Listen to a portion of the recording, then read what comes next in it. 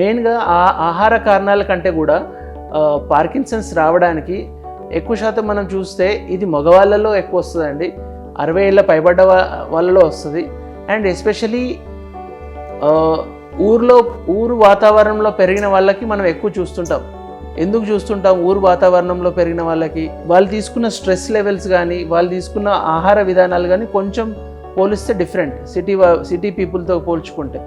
మరి ఆహార విషయాలలో ఏం తేడా జరుగుతుంది అంటే ప్రీవియస్గా వాళ్ళు వెల్ వాటర్ తాగడం, వెల్ వాటర్ కొంచెం హెవీ మెటల్స్తో లోడ్ అయి ఉండడం, ఎస్పెషల్లీ మ్యాంగనీస్ అని చెప్పి ఎంపీటీపీ అని చెప్పి కొన్ని హెవీ మెటల్స్తోని ఆ లోడ్ అయి ఉండడం వల్ల ఈ హెవీ కెమికల్స్ బాడీలో వెళ్ళి ఆ చిన్న మెదడుని మనం డ్యామేజ్ చేసే పని చేస్తుంది. కాబట్టి హెవీ మెటల్స్తో ఉన్న వాటర్ తాగడం ఆర్ ఎల్స్ తలకి ఎప్పుడన్నా దెబ్బ తాకడం ఆర్ ఎల్స్ పేషెంట్కి బ్రెయిన్ ఇన్ఫెక్షన్ రావడం, చిన్నప్పుడు బ్రెయిన్ ఇన్ఫెక్షన్ రావడం ఇవన్నీ జరిగితే వాళ్ళు పార్కిన్సన్స్ బారిన పడిన వాళ్ళు తొందరగా చూస్తాం.